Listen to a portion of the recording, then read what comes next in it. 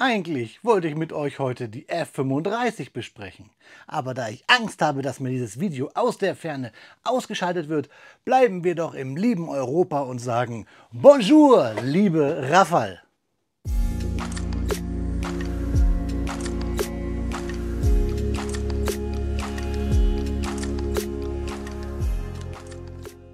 Bonjour, mes amis. Je m'appelle Blockstar und natürlich willkommen in der Noppenklötzchenscheune. Heute bauen wir, wie im Intro schon angeteasert, das CobiZ 5802 aus 2020. Hat damals 39,99 € für 400 Steine gekostet. Die berühmte Dassault Rafale C. Ich habe euch schon einige französische Flieger vorgestellt aus der Armed Forces Serie und dieser hier ist gerade neben der Saab Gripen in aller Munde. Wird Zeit, dieses Set uns auf dem Bautisch genauer anzuschauen.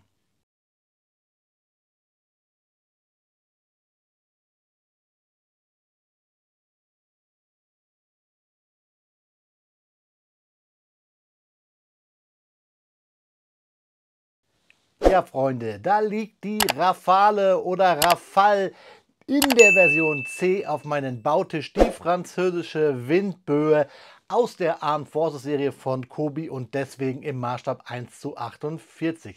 400 Steinchen und es hat mal im Spielwaren-Einzelhandel 39,99 € gekostet. Ich meine, das war auch die unverbindliche Preisempfehlung von Cobi. Noch das schöne alte Armed Forces Design mit diesem gebürsteten Metall und den gelben Klemmbaustein Rand unten am Karton. Schauen wir uns die Rückseite an, dann sehen wir, dass unser französischer Windchen hier 32 cm lang wird, eine Spannweite von 23 cm hat und eine Höhe am Seitenleitwerk von 11,5 cm. Auch hier dieses gebürstete Metall auf dem Karton, das gefällt mir richtig gut.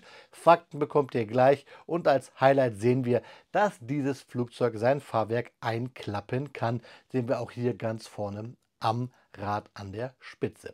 Lassen wir diese europäische Hoffnung auf Unabhängigkeit von den Vereinigten Staaten einmal fliegen, damit wir in den Karton hineinschauen können. Ja, Freunde, da liegen 6 kleine Tüten und eine größere Tüte sowie eine Anleitung in DIN A4 Format auf meinem Bautisch. Sie ist leicht geknickt, seit 5 Jahren lag sie im Karton. Diesen Knick müssen wir ihr noch austreiben. Wir sehen eine Altersempfehlung von 7 Jahren höher, aufsteigend für diese klammergebundene Anleitung bzw. beim Set. 6 Einzeltüten, viel grau, das Flugzeug kommt ja in diesen Cobi Light Bluish Grey daher. 6 Tüten für die ersten Schritte und dann wechseln wir zur Tüte 2. Deswegen schauen wir uns ganz kurz einmal die Bauanleitung an. Ihr seht es hier auch präsent in der Anleitung. 6 kleine Tüten sind die ersten Bausteps. Und dann kommt irgendwann die Tüte 2. Wir haben keine Legende, also heißt keine besonderen Cobi-Steine, beziehungsweise hat das Cobi damals so noch gar nicht richtig gemacht. Pfeile weisen uns den Weg und grau ist hier immer so ein bisschen schwierig bei den Cobi-Bauanleitungen, weil wir ja eigentlich immer den nicht aktuellen Baustep so ausgegraut haben. Heißt, hier ist der aktuelle Baustep der farblich hervorgehobene, der kräftigere, grau, Stich. Und alles andere, was gebaut wurde, ist dann das hellere Grau. In den kleinen Rechtecken mit den Kästchen bzw. mit den abgerundeten Kanten sehen wir die Steine, die wir brauchen. Und jeder Baustep ist nummeriert, bis wir dann irgendwann wir sehen es hier versteckt, gibt es einzelne Legenden, welchen Stein wir benutzen. Hier welchen Slope. Je nach Winkel, hier eine A- und B-Version. Bei den neueren Anleitungen ist es bei Cobi ja immer gleich auf der ersten Seite. Hier ist es versteckt. Wir haben Anlegehilfen, das heißt, wir brauchen keine Noppen zählen. Und wir switchen dann irgendwann auf die Bautüte 2 und klemmen uns dann damit durch. Ich will mal schauen, beim 19. Baustep haben wir es nicht. Nein, hier beim 32. Baustep und dann geht's los. Was mir gerade auffällt, gerade hier, wir haben hier so ein bisschen Tarnmuster schattiert auf der Anleitung. Das gefällt mir richtig gut. Und fertig sind wir dann mit dem Baustep. Tada! 68, wenn wir das Typenschild und den Stand auf unsere Rafale bzw. in die Rafale C stecken. Auf der letzten Seite dann hier die Steineübersicht. Sollte euch also ein Stein fehlen, dann könnt ihr hier nachschauen, oder wenn euch ein Stein ganz besonders gefällt, schaut ihr auch bitte nach. Und für mich immer interessant, das wirklich hebe ich immer hervor, weil es ein schöner Blick ist in entweder einen Teil meiner Sammlung oder in das, was mir noch fehlt. Also ein Blick in die Vergangenheit von Kobi. Und wenn euch da das ein oder andere Set interessiert, schaut mal ruhig hier oben auf dem i nach, denn ich sehe schon auf den ersten Blick, ich habe hier eine Menge von gebaut. Da könnt ihr euch gerne die Reviews auch noch zu anschauen und natürlich dann auch hier noch mehr Werbung, richtig viel Werbung sogar. Wir haben hier eine Doppelseite und dann hier hinten nochmal richtig viel Werbung. Also ich mache auch Werbung, schaut hier oben auf dem i auf meiner Kobi-Playlist, da findet ihr alle meine Kobi-Reviews und auch zu den ein oder anderen Set. Und ich sehe schon hier die Mirage 2005, denn ich werde natürlich, wenn wir das hier zu Ende gebaut haben, ein Review machen und dann euch mal die modernen französischen Düsenjäger, die ich habe, hier gegenüberstellen. Dann vergleichen wir die Düsenjäger mal mit der Rafale C. Die Mirage ist natürlich auch dabei. Ich freue mich, aber ihr sollt erstmal euch jetzt die Fakten reinziehen, während ich hier klemme. Dann gibt es das Review und dann schauen wir uns die Rafale und ihre französischen Schwestern oder Brüder genauer an.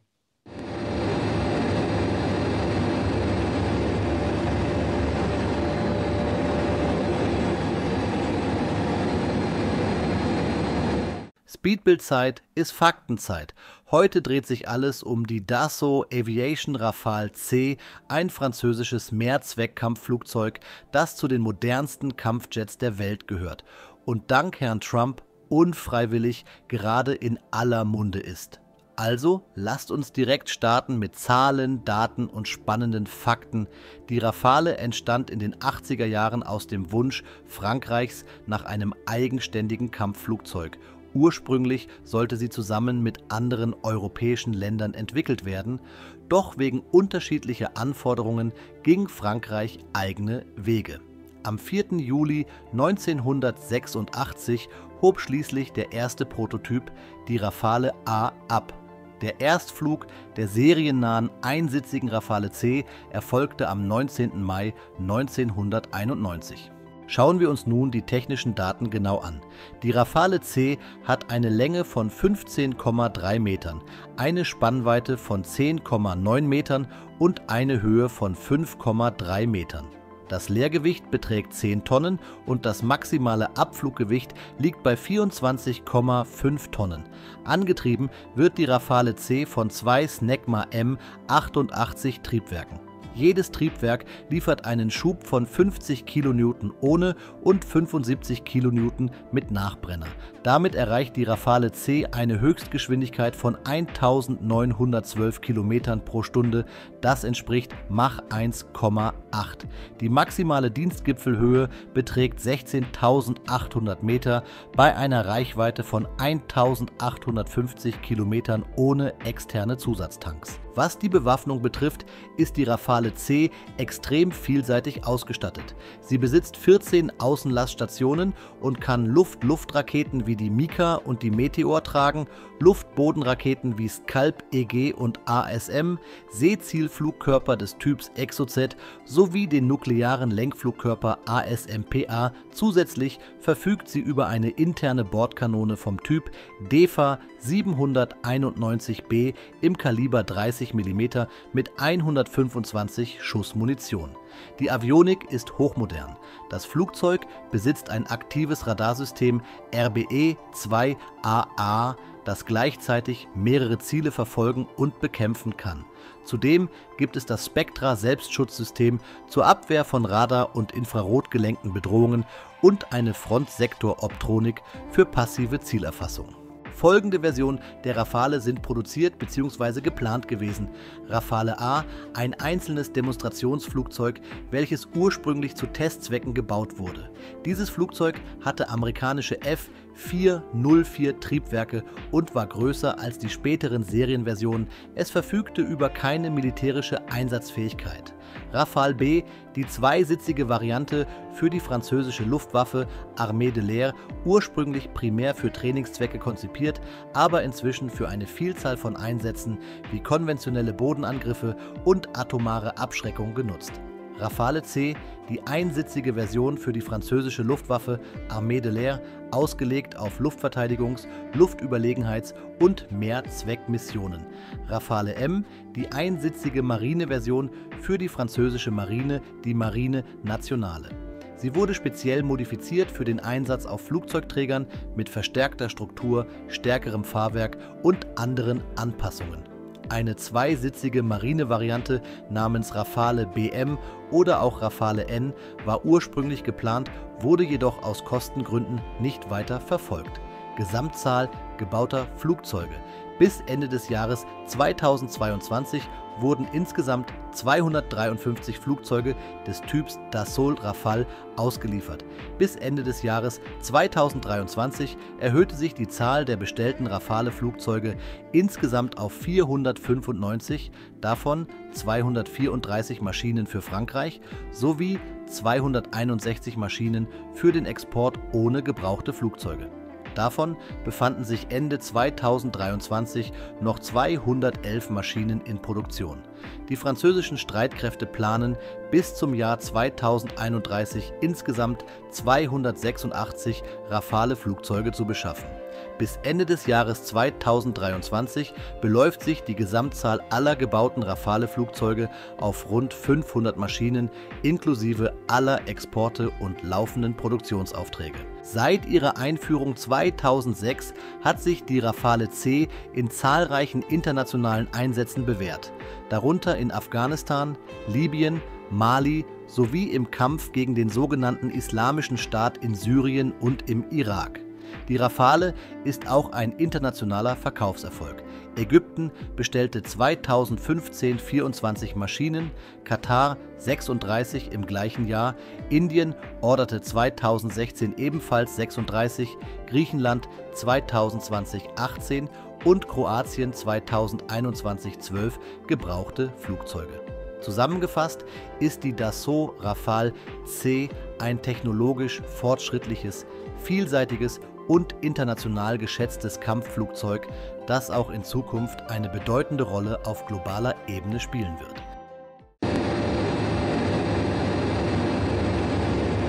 Eine Stunde und ein paar Fakten später steht sie auf dem Bautisch, unsere Rafale C oder Rafale C, je nachdem wie man es aussprechen möchte, aus der Armed Forces Serie im Maßstab 1:48, das Kobi-Set 5802.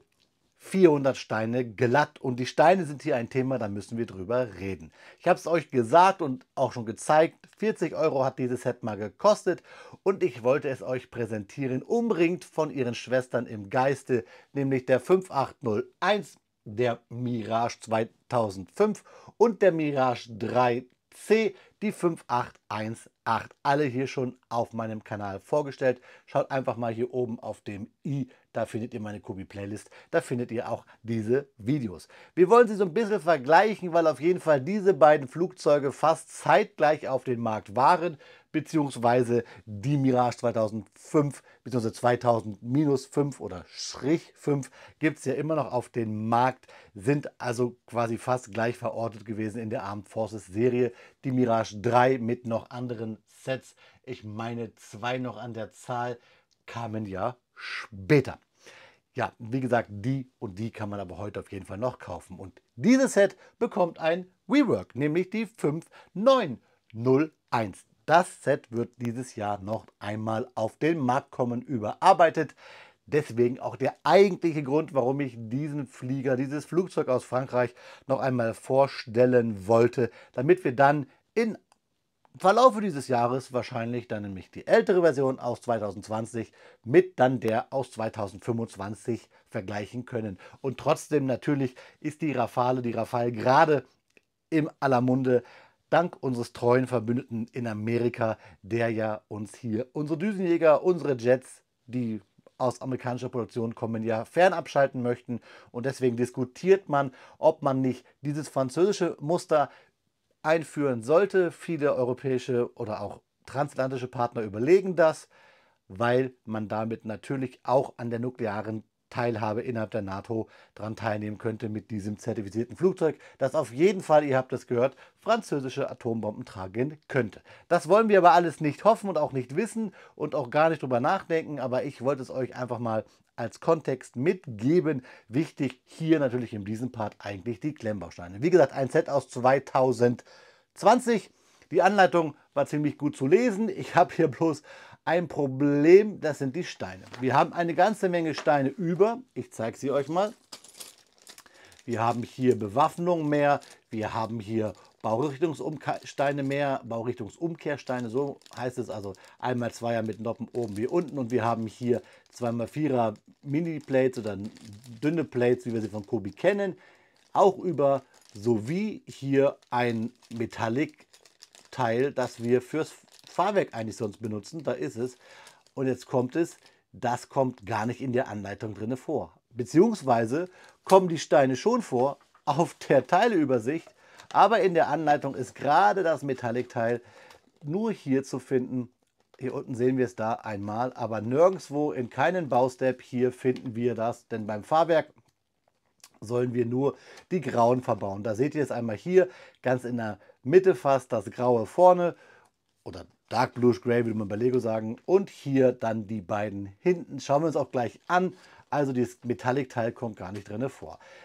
Ich würde fast behaupten, Kobi wie zur guten alten Zeit, einfach mal was beigelegt, vielleicht kann man es nochmal gebrauchen, finde ich ganz gut, und mit der Bewaffnung und wahrscheinlich diesen Baurichtungsumkehrsteinen oder Baurichtungsumkehrsteinen, Bru oder Noppen on top und unten drunter, wie auch immer man es nennen möchte.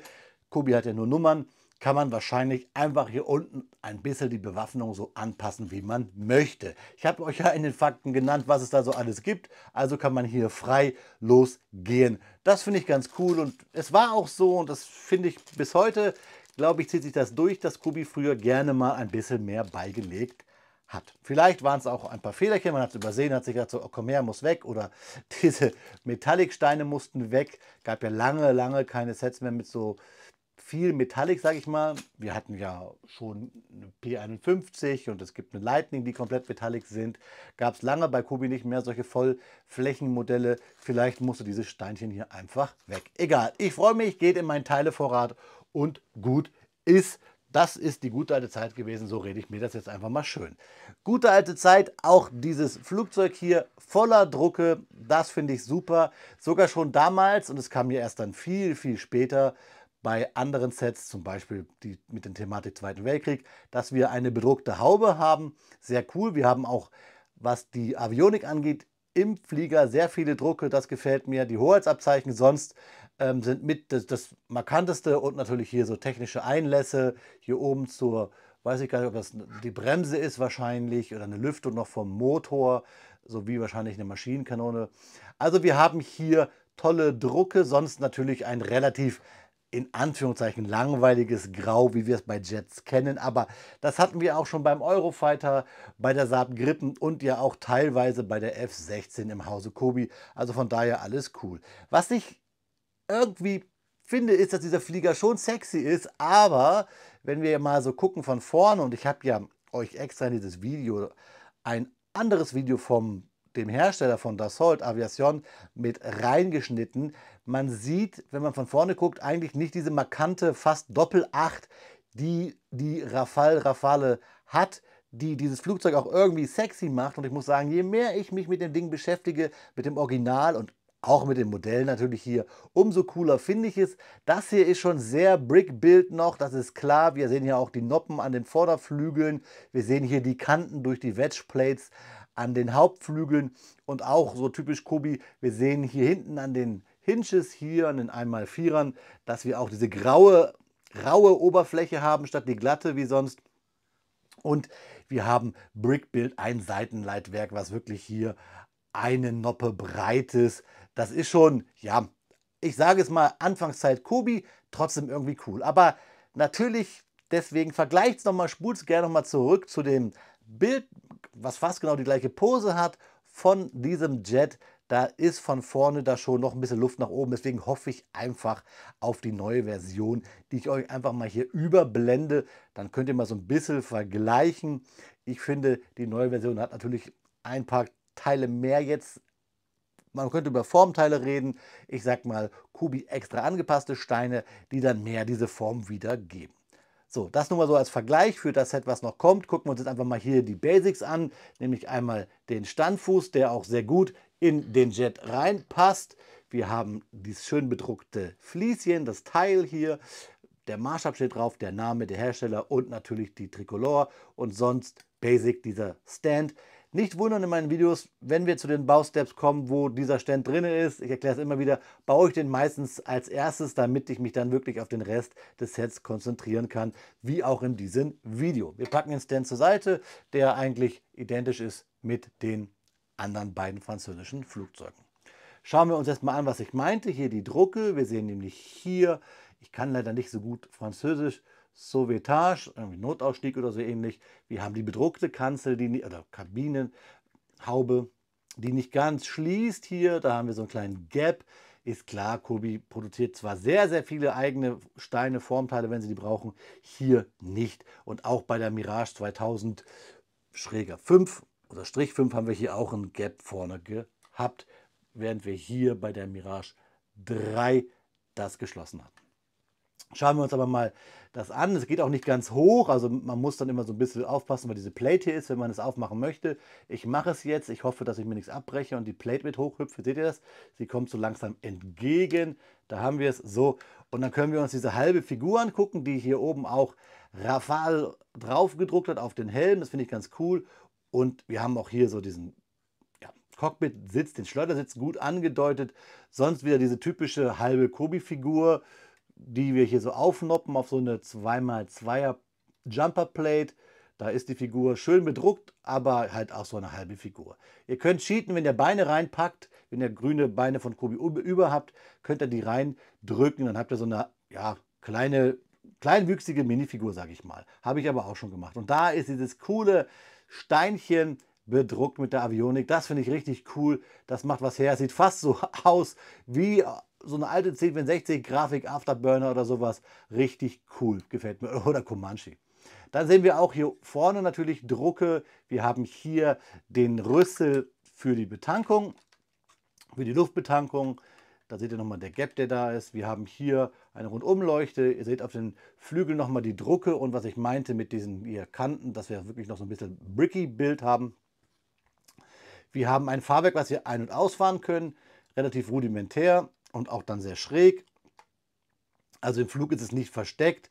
Was ich aber cool finde, ist, dass wir damals schon hier fast alles mit diesen dünnen Plates zugebaut haben. Das hat Kubi ja sehr, sehr lange sträflich vernachlässigt. Hier finde ich es cool und so ein bisschen kann man diese Rundungen, die ich meine, hier so erahnen. Wir haben auch hier die Triebwerkseinlässe bedruckt an diesen Steinchen und auch da haben wir Drucke über Steine, also partieller Druck.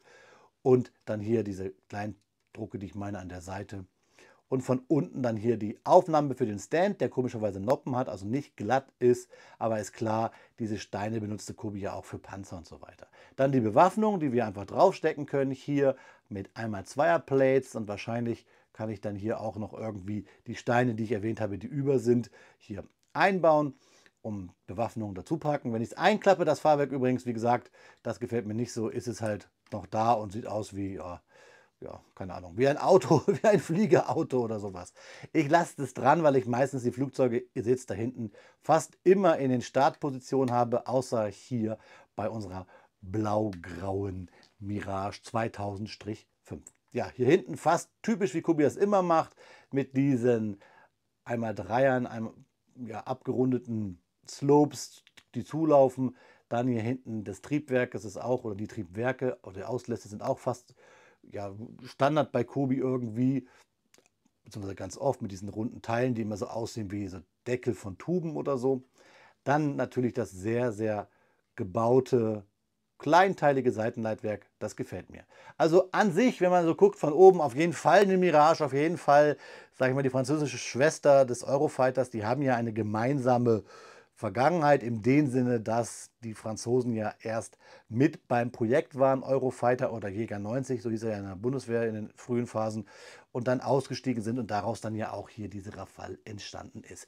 Ich muss sagen, wie gesagt, ein sexy Teil im Original und auch dieses Set gefällt mir immer mehr. ja, bis auf das Fahrwerk, das ist so für mich eigentlich die größte Schwäche. Man bekommt es, glaube ich, ganz gut bei Kleinanzeigen und so weiter. Und auch so mancher Händler hat dieses Set noch. Wenn ihr auch sagt, Mensch, will ich doch mal Kobi bauen, wie in der guten alten Zeit, wie vor 5 Jahren, dann ist dieser Flieger, dieser Jet auf jeden Fall etwas für euch. Wie gesagt, der ist ja auch gerade in aller Munde und deswegen musste ich ihn bauen und halt auch, ich wiederhole mich da gerne, um euch dann später ein Vergleichsobjekt zu bieten. Jetzt schiebe ich sie nochmal nach hinten und dann vergleichen wir nochmal so ein bisschen hier für euch einfach nochmal ins Bild holen. Hier unsere Mirage 3. Man sieht auf jeden Fall diese Delta-Flügel, so heißt es ja, die sich da durchgezogen haben bei Dassault. Hier unsere Mirage 3, die mir hier in den Wüstental mit am besten gefällt. Und dann, ich kann euch sagen, das Video, boing, da gab es eine Luftkollision bzw. eine Bodenkollision. Ich schiebe es nur zur Seite. Das Video hier zur Mirage 2000 kann ich euch wirklich ans Herz legen. Das hat so Spaß gemacht, schaut es euch gerne nochmal an. Hier ist der Stand so ein bisschen das Problem. Das Flugzeug kippt immer so ein bisschen rüber.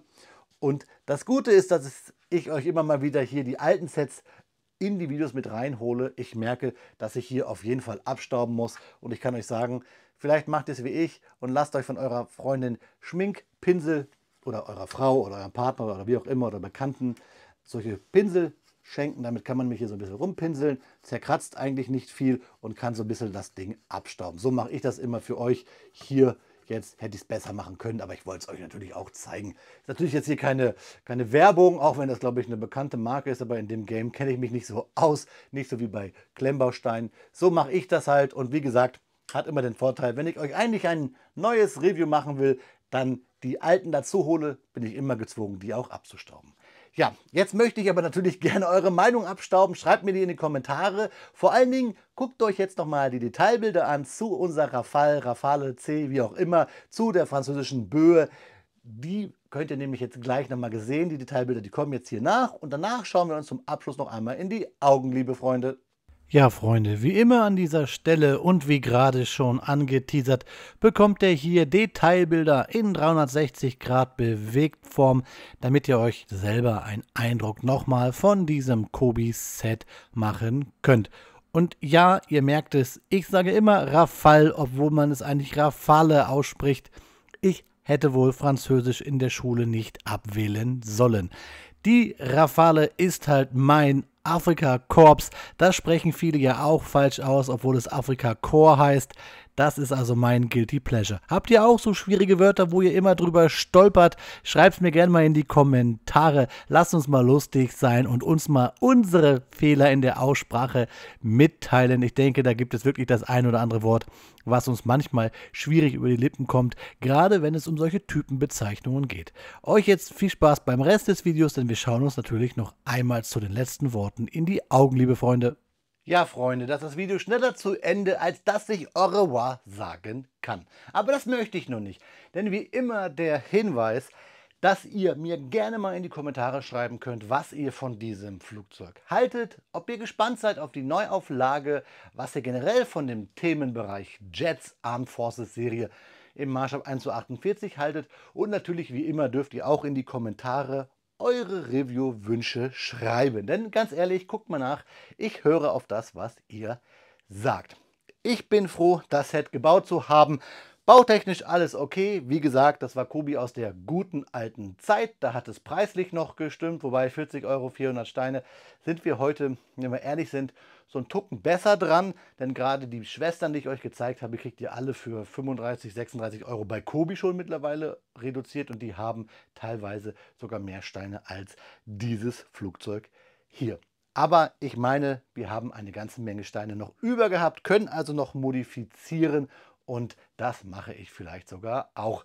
Aber erstmal warten wir die Neuauflage, die 5901 ab. Wie gesagt, schreibt mir eure Meinungen und Gedanken dazu in die Kommentare. Gebt mir gerne einen Daumen hoch und am meisten würde ich mich über ein Abo freuen. Vielleicht könnt ihr ein bisschen über meinen Kanal da draußen mal erzählen, denn ganz viele Leute, ich blende es euch hier ein, lassen gerne ein View da und vielleicht auch einen Kommentar, aber kein Abo. Für den Algorithmus wäre das geil. Schaut doch mal nach, würde mich freuen. Und wie immer in diesem Sinne, Freunde, wenn es in meinem Flugzeug geht, wünsche ich euch einen guten Flug. Salü, euer Freund, der Blockstar.